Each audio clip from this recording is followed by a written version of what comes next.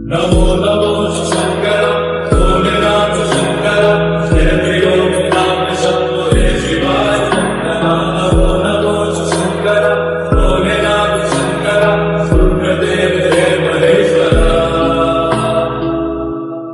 नमस्कार, मी डॉक्टर सुप्रिया सराटे आपल्या सर्वांचे माझ्या यूट्यूब चॅनलमध्ये स्वागत करते।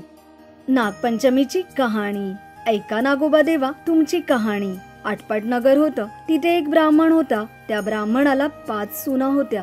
चातुर्मासात श्रावण मास आला आहे, नागपंचमीचा दिवस आहे। कोणी आपल्या आजोळी, कोणी आपल्या पंजोळी, कोणी माहेरी, अशा सर्व सुना गेल्या आहेत।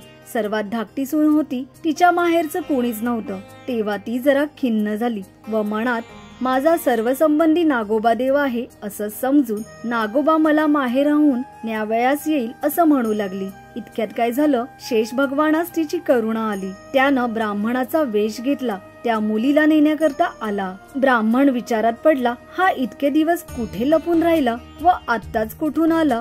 पुढे त्याने मुलीला विचारले, तिनंही हाच माझा मामा असं सांगितलं। ब्राह्मणानं तिची रवानगी केली। त्या वेशधारी मामाने तिला आपल्या वारुळात नेलं। घरी खरी हकीकत तिला सांगितली आणि फणीवर बसून आपल्या बिळात घेऊन गेला। आपल्या बायका मुलांना ताकीद दिली की हिला कोणी चावू नका।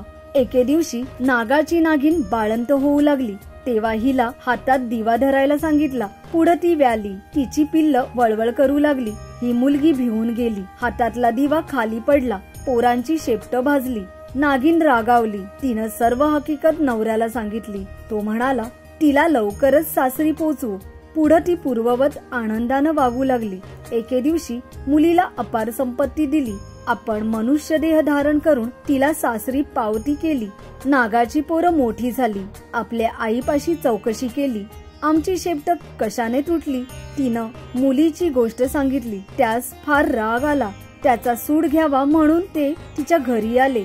नागपंचमीचा दिवस, हिनं आपली पुष्कळ वेळ भावांची वाट पाहिली, ते येत नाहीत म्हणून पाटावर आणि भिंतीवर नागांची चित्र काढली, त्यांची पूजा केली। जवळ नागांना लाया, दूध वगैरे ठेवलं, उकडीचा नैवेद्य दाखवला। हा सर्व प्रकार नागांची पिल्ल बघत होती।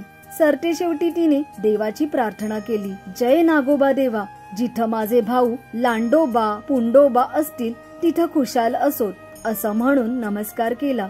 इकडे सर्व प्रकार त्यांनी पाहून मनातील सर्व राग घालवला। मनात तिच्याविषयी दया आली। पुढे त्या दिवशी तिथं वस्ती केली। दूध पाणी ठेवतात, त्यात पहाटेस एक नवरत्नांचा हार ठेवून आपण निघून गेले। दुसऱ्या दिवशी तिने हार उचलून गळ्यात घातला, तर जसा तिला नागोबा प्रसन्न झाला तसा तुम्हा आम्हा हो ही 60 उत्तरांची कहाणी 5 उत्तरी सुफळ संपूर्ण। मित्रमैत्रिणींनो, आवडली का आपल्याला नागपंचमीची कथा? आपल्या सर्वांना वास्तुदीप परिवाराकडून नागपंचमीच्या हार्दिक शुभेच्छा। धन्यवाद। व्हिडिओ आवडला असेल तर नक्की लाईक करा आणि जास्तीत जास्त लोकांपर्यंत पोहोचवा, जेणेकरून आम्हालाही यात आनंद लाभेल आणि असेच आमच्यावर प्रेम करत राहा। धन्यवाद।